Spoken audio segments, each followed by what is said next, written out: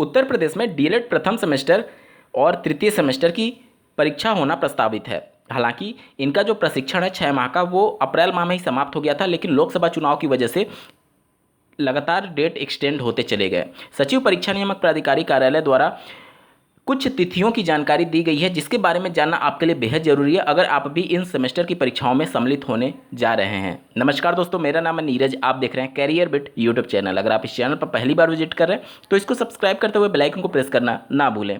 लगातार डीएलएड के अभ्यर्थी सचिव परीक्षा नियामक प्राधिकारी कार्यालय पर उपस्थित हो रहे थे परीक्षा की डेट को घोषित करने के लिए, क्योंकि इधर से जितना डिले होगा निश्चित तौर पर फाइनल सेमेस्टर की परीक्षाओं में भी डिले होगा और प्रशिक्षण में भी डिले होगा, लाजमी हो जाएगा। अब यहाँ पर चूंकि मजबूरी ये थी कि लोकसभा चुनाव के अंतर्गत जो सीटें होती हैं जहाँ पर परीक्षा संपन्न कराई जाती है वो सीटें अवेलेबल नहीं थी, जिसकी वजह से यहाँ पर परीक्षा हो पाना मुश्किल था, जिसकी वजह से परीक्षा अब तक नहीं हो पाया। लेकिन आज डीएलएड के अभ्यर्थियों के द्वारा, रिप्रेजेंटेटिव के द्वारा सचिव परीक्षा नियामक प्राधिकारी कार्यालय पर उपस्थित हुआ गया था डीएलएड की सेमेस्टर परीक्षा को लेकर के, जहाँ से ये जानकारी निकल करके आ रही है कि डीएलएड की परीक्षा इसी माह के अंतिम सप्ताह तक होने जा रही है और जो आवेदन होते हैं वो जुलाई माह के द्वितीय सप्ताह में प्रारंभ कर दिए जाएंगे। जैसे ही आवेदन लिए जाते हैं लगभग 15-20 दिन का समय होता है, उसके तुरंत बाद परीक्षा आयोजित करा दी जाती है।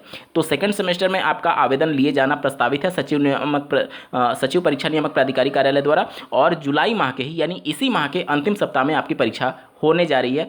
पीएनपी के द्वारा दी गई सूचना के अनुसार यहाँ पर जितने भी 2023 बैच के प्रथम सेमेस्टर के कैंडिडेट हैं जो पहली बार डीएलएड की सेमेस्टर परीक्षा में सम्मिलित होने जा रहे हैं, शायद उनको अभी अंदाज़ा नहीं होगा कि डीएलएड की परीक्षाएं देखने में तो सरल लगती है आपको, लेकिन बहुत ज़्यादा बैक लगती है। कई बार देखा गया है कि 50% तक लोग यहाँ पर फेल हो जाते हैं, और एक बार अगर आपकी बैक लगी तो कब परीक्षा होगी इसको लेकर के भी बहुत दिक्कतों का सामना करना पड़ता है। कई बार आपकी परीक्षाएं ही नहीं हो पाती हैं। मान लीजिए उसी कंडीशन में शिक्षक भर्ती आ गई या फिर किसी भी प्रकार की कोई चीज़ें हो गई जहां इस बैक की वजह से आप आवेदन नहीं कर पा रहे हैं, तो निश्चित तौर पर आपको बहुत ज़्यादा दिक्कतों का सामना करना पड़ जाता है। तो इस वजह से जो भी फर्स्ट सेमेस्टर में है वो सीरियस होकर के पढ़ाई करिए, क्योंकि फर्स्ट सेमेस्टर में चूँकि कैंडिडेट अवेयर नहीं होते हैं डीएलएड की सेमेस्टर परीक्षाओं के पैटर्न से, इस वजह से सबसे ज़्यादा बैक जो है वो फर्स्ट सेमेस्टर में ही लगती है। और थर्ड सेमेस्टर वाले भी अपनी पढ़ाई आप सक्रिय होकर के करना शुरू कर दीजिए। फर्स्ट सेमेस्टर और थर्ड सेमेस्टर के प्रीवियस ईयर पेपर को आप जरूर सॉल्व कर लीजिएगा,